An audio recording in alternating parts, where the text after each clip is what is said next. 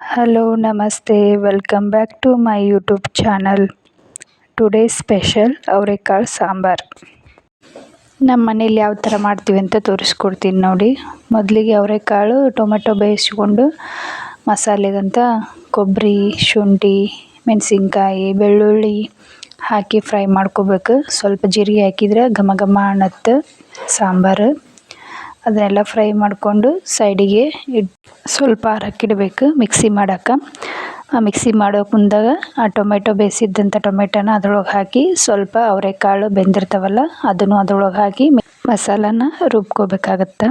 ಈಗ ಚಳಿಗಾಲ, ಸಾಯಂಕಾಲದ ಹೊತ್ತು ಬಿಸಿ ಬಿಸಿ ರೊಟ್ಟಿ ಅವರೆಕಾಳು ಸಾಂಬಾರು ಕಾಂಬಿನೇಷನ್ ಸೂಪರ್ ಆಗಿರ್ತೈತಿ ಅಂತೇಳಿ ನಾವು ಇವತ್ತು ಮಾಡೀವಿ. ಎಲ್ಲ ವೆಜಿಟೇಬಲ್ಸ್ನ ಕಟ್ ಮಾಡಿಕೊಂಡು ಸೈಡಿಗೆ ಇಟ್ಕೊಂಡಿದ್ದೀನಿ.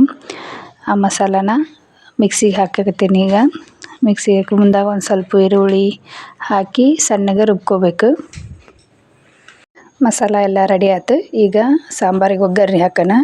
ಮೊದಲಿಗೆ ಎಣ್ಣೆ ಬಿಸಿ ಆದಮೇಲೆ ಅದಕ್ಕೆ ಜೀರಿಗೆ, ಸಾಸಿವೆ ಹಾಕಿ ಸ್ವಲ್ಪ ಹೊತ್ತು ಬಿಟ್ಟು ಅದಕ್ಕೆ ಕಟ್ ಮಾಡಿದಂಥ ಎಲ್ಲ ವೆಜಿಟೇಬಲ್ಸ್ನ ಹಾಕಿ ಸ್ವಲ್ಪ ಹೊತ್ತು ಮಿಕ್ಸ್ ಮಾಡಿ ನಂತರ ಸ್ವಲ್ಪ ಅರಿಶಿನ ಹಾಕಿ ಮಿಕ್ಸ್ ಮಾಡಬೇಕು.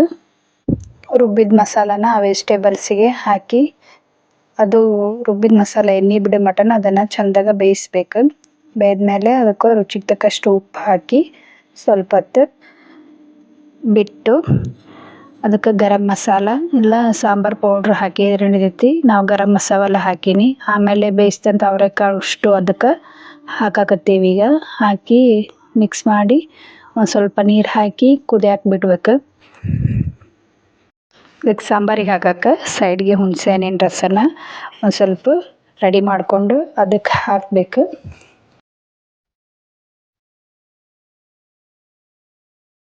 ನಮಗೆ ಸಾಂಬಾರು ಯಾವ ಥರ ತಿಕ್ನೆಸ್ ಬೇಕಂತ ನೋಡಿಕೊಂಡು ನಮ್ಗೆ ಎಷ್ಟು ಬೇಕು ಅಷ್ಟು ನೀರು ಹಾಕಿ ಒಂದು 10 ಮಿನಿಟ್ಸ್ ಬೇಯಕ್ಕೆ ಬಿಟ್ಟರೆ ಸಾಂಬಾರು ರೆಡಿ ಆಗುತ್ತೆ. ಅವರೆಕಾಳು ಸಾಂಬಾರು ಅನ್ನದ ಜೊತೆನೂ ರುಚಿ ಆಗುತ್ತೆ. ನಾವು ರೊಟ್ಟಿ ಮಾಡ್ಕೊಂಡಿದ್ವಿ, ಬಿಸಿ ಬಿಸಿ ರೊಟ್ಟಿ ಜೊತೆ ಅವರೆಕಾಳು ಸಾಂಬಾರು ಫುಲ್ ಟೇಸ್ಟಿ ಆಗುತ್ತೆ ಅಂಥೇಳಿ ಬಿಸಿ ಬಿಸಿ ದಪ್ಪಂದು ರೊಟ್ಟಿ ಮಾಡಿ ತಿಂದ್ವಿ. ಆಗ